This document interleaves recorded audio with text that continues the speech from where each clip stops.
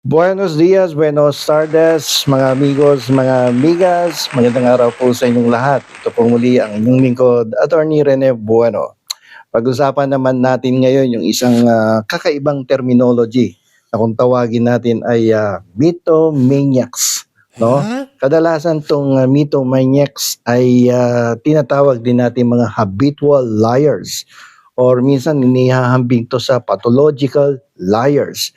No, ito ay isang parang disorder sa mentalidad ng isang tao.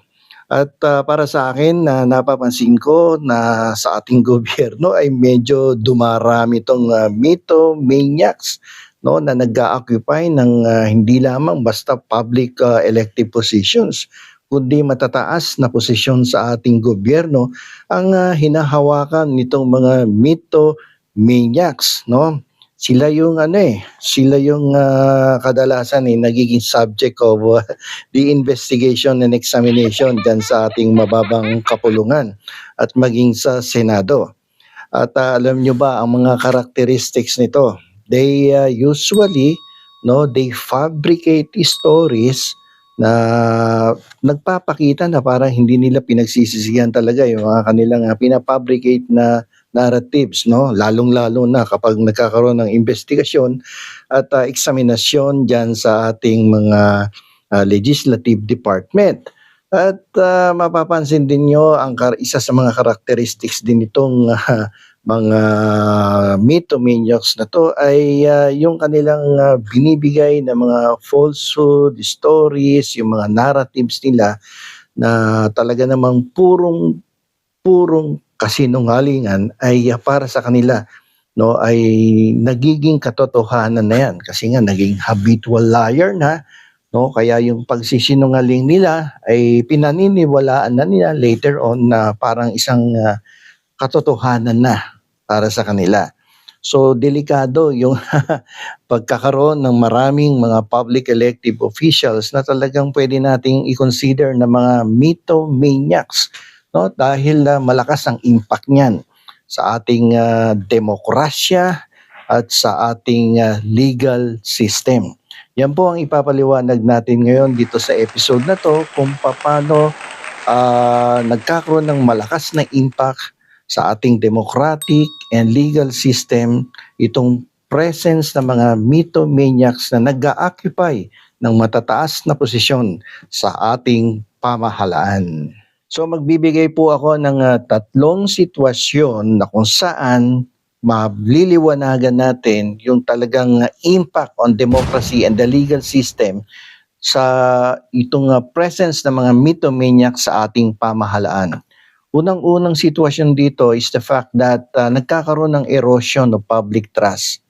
Mythomaniacs in positions of power can erode public trust in institutions and undermine the democratic processes. So masisira talaga yung public trust dyan kapag ikaw naman halos araw-araw o kadalasan pag nakakausap at nagbibigay ng mga statement yung mga mythomaniacs na yan, abaya puro kasinungalingan. Pag nagbabalidate ka, hindi naman pala totoo. O kaya may nagsabi ng isang statement, nangako, pagkatapos hindi naman ginagawa. Yung pala taliwas dun sa mga tunay na nangyayari sa ating lipunan.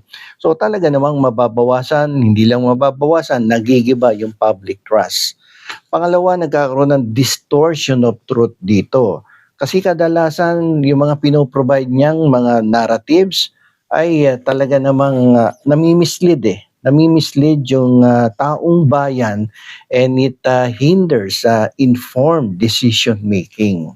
At yung pangatlo para sa akin, itong pangatlo ay very relevant sa kasalukuyang mga nangyayari sa ating pamahalaan kasi nga meron tayong Senate investigation in need of legislation at maraming iniimbitahan ng mga public elective officials, public appointive officials, yung iba mga mayor, merong congressman, merong gobernador, merong presidente dati, merong incumbent vice president. So, yung pangatlo, nagkakaroon ng obstruction of justice dito. In legal proceedings and also in investigations in aid of legislation diyan sa ating Kongreso at sa ating Senado ay kadalasan itong mga mistomaniacs ay nagpo-provide ng mga false testimony. Nagpapabricate yan ng mga istorya, no? And the result of which is that nahihinder niya yung investigations at hindi lang yon, kakaroon ng delay sa investigations and perverting the course of justice. At yan ang katotohanan na nangyayari ngayon sa ating pamahalaan. Kung kayo po ay sumusubaybay sa mga nangyayari diyan sa ating lehislatura, diyan sa atin sa Senado, sapagkat ang dami na diyang mga inimbitahan na mga government officials na halatang-halata na nagsisinungaling at hindi nagsasabi ng katotohanan, at yung iba nga dyan iniimbitahan pero pagdating doon sa harapan ng mga committee ng ating legislative bodies ay ayaw manumpa. Maliwanag na ayaw magsabi ng katotohanan. So nakakalungkot isipin sapagkat meron tayong mga public officials na nung sila po ay itinalaga sa kanilang mga positions na yan, sa power na yan, ay nanumpa, no, sa saligang batas na sila ay gagampanan ng kanilang katungkulan ng may kasamang pag-disclose ng mga information sa ating publiko. Lahat ng kanilang gagawin ay magiging transparent sila at magiging tapat sila sa kanilang tungkulin. Ngunit hindi po yan ang nangyayari sa kasalukuyan sa mga ilan sa ating mga public officials.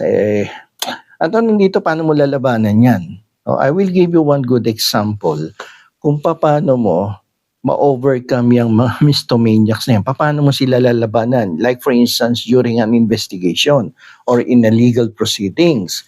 So, paano mo sila kukontrahin? So, may nakita ko before at ito'y na-vlog ko na nung nakaraang linggo or 2 linggo na kung saan sinabi ko na yung chairman of the committee, siguro pinag-aralan niya na yung profile ng tao talaga or very familiar na siya doon sa profile ng tao. So one way of attacking these mistomaniacs is to allow him to talk. Pabayaan mo magsalita ng magsalita. Bakit? Ang point doon na nag-iimbestiga o yung chairman of the committee is to gain the trust of the mistomaniac. Kapag kasi nag-gain mo yung trust ng tao, magsasalitain na magsasalita at ilalabas niya ng ilalabas yung mga impormasyon at yung tunay na katotohanan na ginawa niya nung mga nakaraan. And that is one way of techniques na in-employ nung chairman ng isang committee sa isang legislative body ng ating pamahalaan. At dahil doon, nakakuha ng magandang ebidensya at impormasyon yung committee na yan. At ngayon nga ay dinala doon sa isang international organization upang magkaroon ng pagpapatuloy doon sa investigation. Alam niyo itong mga mythomaniacs or habitual liars, ang primary motivation niyan is to enhance yung self-image nila at makapag-gain ng public attention, lalong-lalo na kung medyo nalalaos ka na. So magpapapogi or magpapaganda yan para ma-maintain nila yung dating kasikatan nila at maka-attract ng more public attention. And also they love to divide the people. Alam nyo, marami na kasing mga world leaders na nag-employ ng mga divisive tactics. No, marami na diyan sa Hungary, sa Brazil, and even in the United States. Maraming mga political leaders na nag-employ ng ganyang taktika, yung divisive tactics, upang makapag-consolidate ng power. Makuha kung wala na sila sa power, sa kasalukuyan, ma-recapture nila yung power. At dahil dyan, siyempre, maninira yan, mga kalaban, magpapabricate ng stories, mga fabricated narratives upang makaregain ng power sa pamahalaan. Pero mahirap mahirap magkaroon ng mga mythomaniacs sa ating pamahalaan dahil nga sabi ko nga kanina, ang lakas ng impact niyan on democracy and our legal system doon sa ating pamahalaan. Nagkakaroon ng distortion of truth, nagkakaroon ng obstruction of justice, 'di ba? Nagkakaroon ng erosion of public trust. So maganda na iwasan natin na magkaroon tayo ng mga mythomaniacs sa ating pamahalaan, lalong-lalo na parating na 'tong 2025 elections, 'tong midterm elections. Marami diyan na mga nabuhay yata na may dilang dala-dala puro kasinungalingan at sanay na sanay magsinungaling sa ating sambayanan. Iwasan po natin 'yan, yung mga ganyang klaseng public officials na makapaglingkod muli sa ating bayan. So hanggang dito na lamang po. Sana po ay medyo may natutunan kayo dito sa ating topic ngayon dito sa aking YouTube channel. So wag niyo pong kalimutan na mag-subscribe, mag-like at mag-share nitong aking video ngayon at hanggang sa muli. Ito pong muli ang inyong lingkod, Attorney Rene Bueno.